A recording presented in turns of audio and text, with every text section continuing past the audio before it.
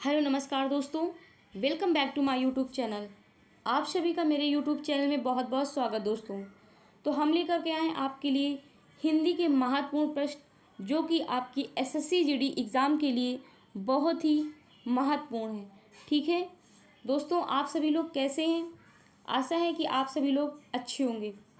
दोस्तों, आपका समय ज़्यादा ना वेस्ट करते हुए हम चलते हैं आपके इन प्रश्नों की तरफ। देखिए, पहला प्रश्न आपका दिया हुआ दोस्तों, निम्नलिखित में से उस विकल्प का चयन करें जो दी गई लोकोक्ति का सही अर्थ है। दोस्तों, लोकोक्ति आपकी कौन सी है? लोकोक्ति जो हमारी दी हुई है वो है 80 की आमद 84 खर्च। क्या दी हुई है लोकोक्ति? 80 की आमद 84 खर्च, मतलब आमदनी 98 और खर्चा रुपया। ठीक है, तो ऑप्शन में देखिए आपका क्या दिया हुआ है। ऑप्शन में दिया हुआ दोस्तों आमदनी से अधिक खर्च होना। बी ऑप्शन में देखिए क्या है, अपनी इज्जत अपने हाथ होती है। और सी ऑप्शन में दिया है दोस्तों बेसहारे का सहारा। डी में दिया है इनमें से कोई नहीं। दोस्तों, जाहिर सी बात है कि इसमें पहले ही दे दिया गया है कि आमदनी से अधिक खर्च होना। भाई आप 80 रुपये कमा रहे हो और 84 खर्च कर रहे हो, तो आमदनी से अधिक खर्च होना। ठीक है, ये ऑप्शन आपका सही हो जाएगा। आइए अगले प्रश्न में। देखिए दूसरा नंबर प्रश्न क्या दिया हुआ है आपका।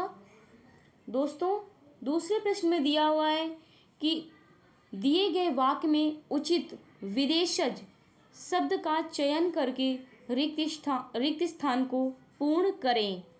दोस्तों, आपका जो वाक्य है वो ये दिया हुआ है कि गणेश की नौकरी फिर रिक्त स्थान है पर लगी है। दोस्तों, गणेश की नौकरी पर क्या लगी है? विदेशज शब्द में बताना है आपको। हाल, सिफारिश, अदालत या फिर डी ऑप्शन में ऐतराज। दोस्तों, जो विदेशज शब्द है वो हमारा सिफारिश है। क्या है? सिफारिश है। तो हमारा सही ऑप्शन जो हो जाएगा दोस्तों बी हो जाएगा। गणेश की नौकरी पर क्या लगी है? सिफारिश लगी है। बात करें अदालत की, अदालत जो हमारा शब्द है ये हमारा अरबी शब्द है। कैसा शब्द है दोस्तों? अरबी। तो इसका सही ऑप्शन जो है वो बी है। ठीक, आइए चलते हैं अगले प्रश्न में। दूसरा दोस्तों रिपीट हो गया है प्रश्न, कोई बात नहीं। इसका सही ऑप्शन जो मैंने बताया अभी आपको, सिफारिश रिक्त स्थान में भरा जाएगा कि गणेश की नौकरी पर क्या लगी है? सिफारिश लगी है। ठीक है, तो बी ऑप्शन आपका सही है। चलिए अगले प्रश्न में, तीसरे नंबर प्रश्न में दिया हुआ है दोस्तों, तीसरा नंबर प्रश्न आपका कि निस्तेज का विलोम बताइए। निस्तेज का विलोम क्या होगा? धीमा, ओजस्वी, कांतिहीन या फिर इनमें से कोई नहीं। दोस्तों, ओजस्वी का निस्तेज का जो विलोम है वो ओजस्वी होता है। क्या होता है? ओजस्वी, जो कि हम पहले ही बोल दिए हैं ओजस्वी। तो बी ऑप्शन आपका सही हो जाएगा। ठीक, चलते हैं अगले। धीमा किसका हो जाएगा? तेज। तेज का धीमा हो जाएगा विलोम। ठीक है, आइए अगले में प्रश्न में, चौथे नंबर प्रश्न में देखिए दोस्तों, इसमें दिया हुआ है आपका अपनी खिचड़ी अलग पकाना मुहावरे का सही अर्थ है। दोस्तों, अपनी खिचड़ी अलग पकाना, इस मुहावरे का सही अर्थ क्या होगा? स्वार्थ सिद्ध करना, बी ऑप्शन में दिया है किसी की ना मानना, या सी में दिया है आपका कि महामूर्ख होना, और डी में कह रहा है कुछ समझ ना आना। बताइए दोस्तों, अपनी खिचड़ी अलग पकाना मतलब किसी की ना मानना। क्या हो जाएगा? किसी की ना मानना। बी ऑप्शन आपका सही हो जाएगा। ठीक है, आइए अगले प्रश्न में आपका ये पांचवा नंबर क्वेश्चन दिया हुआ दोस्तों, कह रहा है कि निम्नलिखित वाक्य में रेखांकित शब्दों के लिए सही शब्दों वाले विकल्प का चयन करें। बताइए, हत्यारे को मृत्यु दंड की सजा मिल गई। बताइए दोस्तों, इसमें दिया रेखांकित शब्दों के लिए, तो रेखांकित शब्द जो होगा हमारा मृत्यु दंड की सजा मिल गई। इतना आप बताइए, यहाँ से रेखांकित शब्द, तो सही शब्द क्या बनेगा इसमें? हत्यारे को मृत्यु दंडित मिल गया, या फिर बी ऑप्शन में दिया है परिवर्तन की आवश्यकता नहीं है।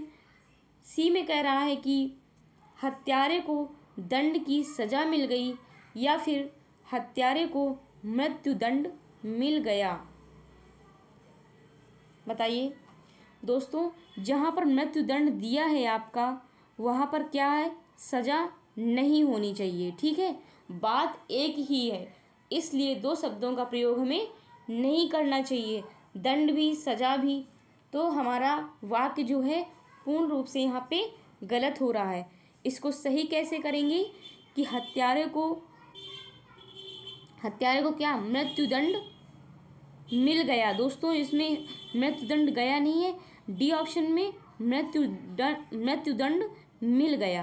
क्या हो जाएगा, हत्यारे को मृत्युदंड मिल गया। ठीक है, तो आपका सही ऑप्शन जो है डी हो जाएगा। अगर मृत्युदंड होगा तो दोस्तों वहाँ पे सजा शब्द का प्रयोग हम नहीं करेंगे।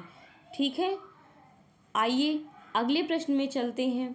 6वें नंबर क्वेश्चन में दिया है कि संविधान में हिंदी को फिर रिक्त स्थान कहा गया है। क्या कहा गया दोस्तों, आर्य भाषा, संपर्क भाषा, राजभाषा, या फिर राष्ट्रभाषा। बताइए, संविधान में हिंदी को क्या कहा गया है दोस्तों।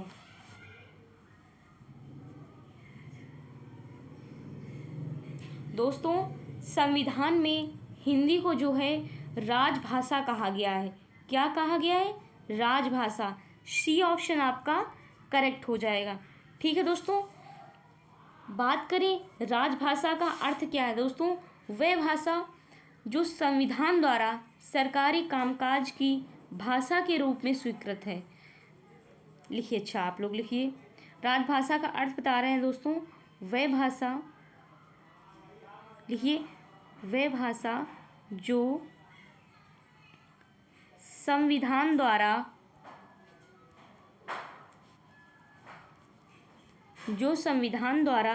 सरकारी कामकाज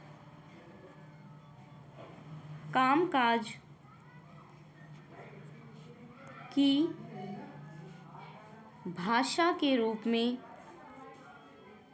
भाषा के रूप में स्वीकृत है। ठीक है, स्वीकृत है, उसे क्या कहते हैं, हम राजभाषा कहते हैं। ठीक है दोस्तों, आपको समझ में आया। वह भाषा जो संविधान द्वारा सरकारी कामकाज की भाषा के रूप में स्वीकृत है, उसे क्या कहते हैं, हम राजभाषा कहते हैं। तो आपका सही ऑप्शन जो है वो हमारा सी सही हो जाएगा। आइए 7वें नंबर प्रश्न में देखिए, दिया हुआ है कि कुसुम का पर्यायवाची शब्द नहीं है। बताइए, कुसुम का पर्यायवाची शब्द कौन सा नहीं है दोस्तों, कमल, फूल, पुष्प, प्रसून। दोस्तों, कुसुम का जो है फूल भी है, पुष्प भी है, प्रसून भी है। बात करें कमल की, तो कमल जो है ये कुसुम की पर्यायवाची, कमल जो है कुसुम का पर्यायवाची नहीं है। ठीक है, कमल के जो समान अर्थ वाले शब्द हैं दोस्तों वो आपको पता है, पंकज, नीरज, सरोज, और क्या हो जाएगा दोस्तों, जलज, जलज भी। ठीक है, कंज हो जाएगा। ज़्यादातर इनकी पर्यायवाची में वाक्य में क्या है, अंत में जा शब्द का प्रयोग होता है। तीसरा है राजीव, क्या है, अगला राजीव है। ठीक है, और शतदल भी होता है दोस्तों। क्या होता है, शतदल। ये जो है कमल के अन्य शब्द हैं। ठीक है, और जो फूल, पुष्प, प्रसून, ये जो हैं कुसुम की पर्यायवाची हैं। आपका ऑप्शन जो है दोस्तों ए सही है। ठीक, आइए अगले प्रश्न में 8वां नंबर प्रश्न है। इसमें दिया हुआ है कि दिए गए शब्दों में से कौन सा शब्द नदी का पर्यायवाची नहीं है। बताइए, नदी का पर्यायवाची कौन सा नहीं है, निर्झरी, या फिर तरंगिणी, और सी में दिया है तरिणी, डी में आपका ऑप्शन है सरिता। दोस्तों, इसका जो पर्यायवाची शब्द नहीं है वो आप हमें कमेंट बॉक्स में कमेंट करके ज़रूर बताएं। बताइए, दोस्तों जो ये नदी का पर्यायवाची नहीं है वो तरणी है। क्या है? तरणी। तरणी शब्द का अर्थ दोस्तों क्या होता है? नौका। क्या होता है? तरणी का जो अर्थ है वो नौका होता है दोस्तों। प्रश्न में अन्य सभी जो ये सब जो हैं निर्झरणी और तरंगिनी, सरिता, ये क्या है? ये तीनों नदी की पर्यायवाची शब्द हैं। सी ऑप्शन आपका करेक्ट हो जाएगा। ठीक है, आइए 9 नंबर प्रश्न देखिए दोस्तों। इसमें दिया हुआ है कि कौन इनमें से कौन सा शब्द पत्थर का पर्यायवाची है? बताइए, पत्थर का पर्यायवाची शब्द कौन सा है? भूधर, पाषाण, आग, पथ। तो इसका सही ऑप्शन क्या है बताइए दोस्तों। पत्थर के जो पर्यायवाची है दोस्तों, तो इसका हो जाएगा पाषाण। क्या हो जाएगा? पाषाण हो जाएगा। पाषाण जो है पत्थर का पर्यायवाची है। भूधर किसका है? भूधर की बात करें, भूधर जो है दोस्तों शैल या फिर पर्वत। किसकी है? पर्वत की। ठीक, पर्वत लिखिए यहाँ पे। बात करें आग की, आग की पर्यायवाची बताइए दोस्तों। आग की अग्नि हो जाएगी, पावक हो जाएगी, और आप लोग कमेंट करिए। ठीक है, पथ का देखिए, पथ का क्या हो जाएगा? रास्ता हो जाएगा। क्या हो जाएगा? रास्ता, मार्ग, मार्ग भी हो जाएगा। तो इसका दोस्तों ये गा है। ठीक है, तो इसका सही ऑप्शन जो है वो हमारा बी हो जाएगा। बी आपका सही ऑप्शन है। चलिए अगले प्रश्न में 10 नंबर क्वेश्चन देखिए। दिया है निम्नलिखित विकल्पों में से सुगंध का सही विलोम बताइए। सुगंध का सही विलोम क्या होगा? स्कंद, निर्बंध या फिर दुर्गंध। और डी ऑप्शन में आपका दिया है संबंध। तो सुगंध का अर्थ क्या हो जाएगा दोस्तों? सुगंध का अर्थ है दोस्तों सुवास या खुशबू। ठीक है, और इसका विपरीत शब्द जो होगा दोस्तों, इसका विपरीत शब्द जो हमारा बनेगा विलोम शब्द, वो बन जाएगा दुर्गंध। दुर्गंध, जिसमें दुर्गंध निकलती हो, यानी बदबू आती हो, बास आती हो। ठीक है, तो इसका सही ऑप्शन जो है सी हो जाएगा। आइए अगले प्रश्न में देखिए। निम्न में से प्रजातंत्र का सही विलोम है। प्रजातंत्र का सही विलोम क्या है? राजतंत्र, पूंजीतंत्र, लोकतंत्र या फिर शासन तंत्र। दोस्तों आप लोग कमेंट तो किया करिए, बताइए किस क्वेश्चन का कौन सा आंसर है। आप लोग उसमें क्वेश्चन लिखिए, क्वेश्चन के बगल में उसका ऑप्शन जरूर लिखा करिए कि इस क्वेश्चन का ये ऑप्शन सही है। बताइए 11 नंबर प्रश्न है, देखिए आपका। बताइए, इसमें प्रजातंत्र का सही विलोम पूछा है। तो प्रजातंत्र का विलोम जो हो जाएगा दोस्तों राजतंत्र हो जाएगा। क्या हो जाएगा? राजतंत्र हो जाएगा। ठीक है, मतलब राजतंत्र क्या होता है दोस्तों? वह शासन प्रणाली जिसमें राज्य का शासन किसी राजा के अधीन होता है। ठीक है, राजतंत्र मतलब जिसमें किसी भी राज्य में, किसी भी राज्य का जो शासन होता है दोस्तों वो राजा के अधीन होता है। ठीक है, उसे हम क्या कहते हैं? राजतंत्र कहते हैं। ठीक, आइए अगले प्रश्न में। हाँ, तो इसमें इसका ऑप्शन आपका दोस्तों ए सही है। ठीक है, कौन सही है? ए ऑप्शन आपका सही है। आइए अगले प्रश्न में चलते हैं। देखिए 12 नंबर क्वेश्चन कह रहा है कि ईश्वर को ना मानने वाला मनुष्य है। दोस्तों जो ईश्वर को नहीं मानता है उसे हम एक शब्द में मतलब क्या कहते हैं बताइए? तो शनात कहते हैं, पंडित, सी ऑप्शन में दिया है आस्तिक, और डी में कह रहा है नास्तिक। जो ईश्वर को नहीं मानता दोस्तों उसे क्या कहते हैं हम?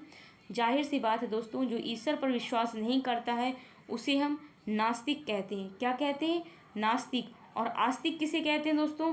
जो ईश्वर को मानता है या फिर ईश्वर पे विश्वास करता है। ठीक है, बात करें सनात की, तो सनात का अर्थ होता है स्वामी सहित। ठीक है, पंडित किसे कहेंगे? विद्वान को कहेंगे। किसको कहेंगे? विद्वान को पंडित कहेंगे। ठीक है, आइए तो इसका सही ऑप्शन जो है दोस्तों डी सही हो जाएगा। आइए अगले प्रश्न में 13 नंबर प्रश्न देखिए। आपका 12 नंबर ही रिपीट हो गया दोस्तों। ईश्वर को ना मानने वाला नास्तिक, डी ऑप्शन। ठीक है, आइए अगले प्रश्न में। इसमें दिया है आपका 13 नंबर, कह रहा है जो कम बोलता हो, जो कम बोलता हो उसके लिए एक शब्द क्या होगा दोस्तों? समभाषी, मृतभाषी, मृदुभाषी या फिर मितभाषी? बताइए, जो कम बोलता हो। तो दोस्तों जो कम बोलता है दोस्तों, उसे हम बोलते हैं मितभाषी। क्या कहते हैं? मितभाषी कहते हैं। और मृदुभाषी किसे कहते हैं? मीठा बोलने वाले को। मृदुभाषी मतलब मीठा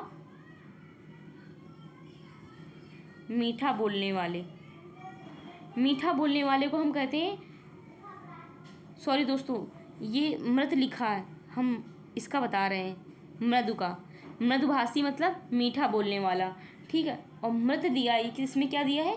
मृतभाषी जो दिया है दोस्तों, ये मृत लोगों को प्रयोग होने वाला शब्द है, जो मतलब मृत लोगों के लिए प्रयुक्त होता है शब्द, उसे मृतभाषी कहते हैं, ठीक है। मृत लोगों के लिए, मृत लोगों के लिए प्रयोग होने वाला शब्द, ठीक है।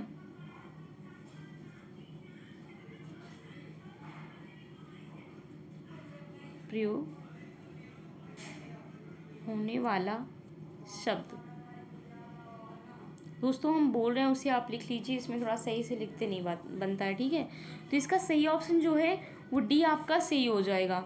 आइए अगले प्रश्न में, कह रहा है जो ईश्वर में विश्वास रखता हो। देखिए दोस्तों, वही क्वेश्चन आ गया जो ऑप्शन में पहले दिया था, आस्तिक नास्तिक दिया था, कि उसमें था क्वेश्चन में कि जो ईश्वर में विश्वास ना रखता हो, और इसमें दिया है जो ईश्वर में विश्वास रखता हो।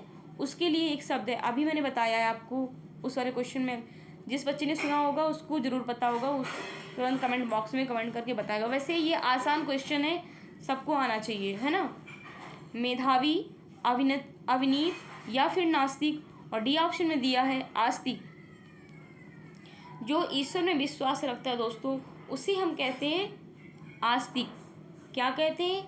आस्तिक कहते हैं। तो आपका सही ऑप्शन जो है वो डी है, ठीक दोस्तों। आइए अगले प्रश्न में, 15 नंबर देखिए दोस्तों। 15 नंबर में दिया है दोस्त आपका कि पत्थर की लकीर मुहावरा का सही अर्थ है। दोस्तों, पत्थर की लकीर मुहावरे का सही अर्थ क्या हो जाएगा? दृढ़ रहना, पत्थर, चित्र बनाना या फिर जिद्दी व्यक्ति। और डी ऑप्शन में कह रहा है कि इनमें से कोई नहीं।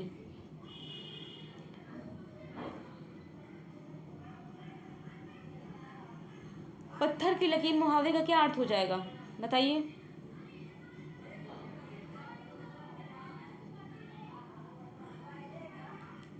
दोस्तों, पत्थर की लकीर का मतलब होता है दृढ़ रहना। क्या रहना? दृढ़ रहना। एक आप लोग एग्जाम्पल के तौर पर देखिए कि जैसे कि अगर बात करें कि जैसे मान लो कि मोहन ने जिस पाठ को एक बार पढ़ लिया, या फिर ऐसे बोलो कि मोहन जिस पाठ को एक बार पढ़ लेता था वह उसके लिए पत्थर की लकीर हो जाता था, ठीक है।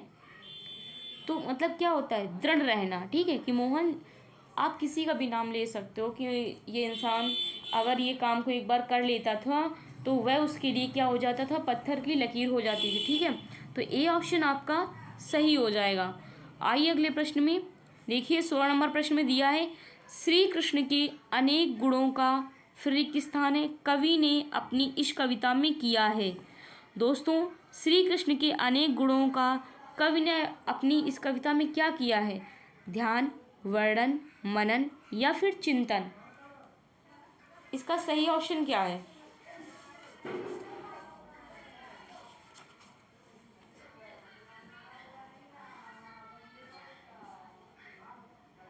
बताइए।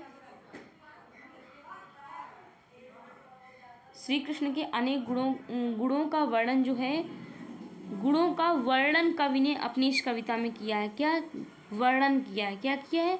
वर्णन किया है। तो आपका सही ऑप्शन जो हो जाएगा वो बी आपका सही हो जाएगा, ठीक है। महान व्यक्तियों के गुणों का क्या किया जाता है दोस्तों? वर्णन किया जाता है। महान, लिखिए, महान व्यक्तियों के, सॉरी, देखिए, लिखिए आप लोग, महान महान व्यक्तियों के गुणों का वर्णन किया जाता है। ठीक है, क्या किया जाता है? वर्णन किया जाता है, ना कि मनन और चिंतन किया जाता है। ठीक है, तो आपका सही ऑप्शन जो है दोस्तों, वो आपका सही ऑप्शन बी हो जाएगा। ठीक, तो चलिए अगले प्रश्न में चलते हैं। 17 नंबर प्रश्न में देखिए, एक मुंह दो बात मुहावरे का अर्थ है अत्यधिक बात करना। बी में दिया है बहुत कम बोलना, और सी में कह रहा है अपनी बात से पलट जाना। डी में कह रहा है कि बात बनाना। तो इसका सही ऑप्शन क्या होगा दोस्तों? ये क्वेश्चन हम आपके ऊपर छोड़ रहे हैं, आप लोग इसे कमेंट बॉक्स में कमेंट करके ज़रूर बताइए। पहले बताइए, एक मुंह दो बात मुहावरे का अर्थ क्या होता है?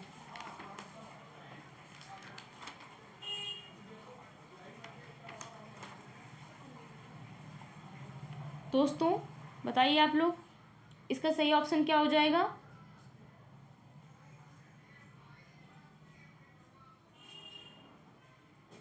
मतलब अपनी बात से पलट जाना। क्या हो जाएगा? अपनी बात से पलट जाना। ठीक है, सी ऑप्शन आपका सही हो जाएगा। जैसे कि मान लो कि एक आस्था का भाई हमेशा अपनी बात से पलट जाता था, वो तो एक मुंह दो बात के समान व्यवहार करता है। समझ रहे हो बात को? तो मतलब अपनी बात से पलट जाना, एक मुंह दो बात। ठीक है, तो सी ऑप्शन आपका सही है दोस्तों। चलिए अगले प्रश्न में, ऐषणा। ऐषणा का अर्थ क्या है दोस्तों? ये क्वेश्चन आया हुआ है दोस्तों, और इसी बार शायद 25 की सेकंड शिफ्ट या फर्स्ट शिफ्ट में ये क्वेश्चन आया था यूपी पुलिस में। ऐषणा का अर्थ है घृणा, अनिच्छा, अभिलाषा, इनमें से कोई नहीं। बताइए ऐषणा का सही अर्थ क्या है? आप लोग कमेंट बॉक्स में कमेंट करिए तब तक।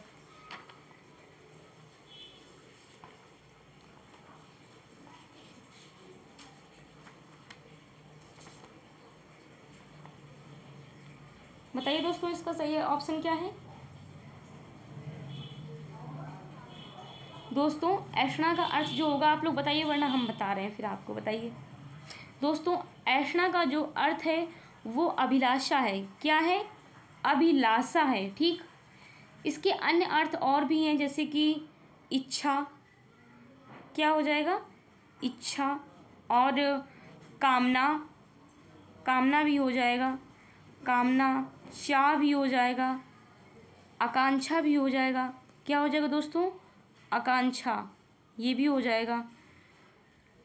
आदि शब्द हैं, इप्सा भी हो जाएगा, और जो आप लोगों को आते हो। ठीक है, इप्सा भी होता है। तो आपका सही ऑप्शन जो है वो सी है। आइए अगले प्रश्न में, 19 नंबर प्रश्न देखिए। इसमें दिया है निम्न में कपड़ा का पर्यायवाची नहीं है। बताइए कपड़ा का पर्यायवाची कौन सा नहीं है? तुषार, अंबर, वसन या फिर अंशुक।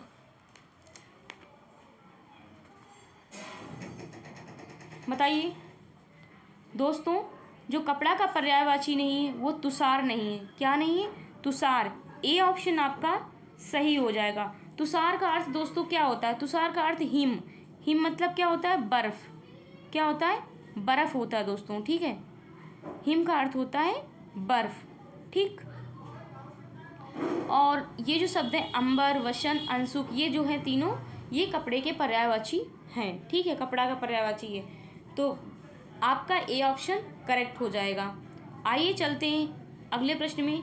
ये रहा आपका 20 नंबर क्वेश्चन। इसमें दिया है उत्तम का विलोम शब्द बताइए। उत्तम का विलोम शब्द क्या हो जाएगा दोस्तों? माध्यम, निम्न, अधम, निकृष्ट। बताइए। 85 नहीं है दोस्तों, 20 नंबर क्वेश्चन है।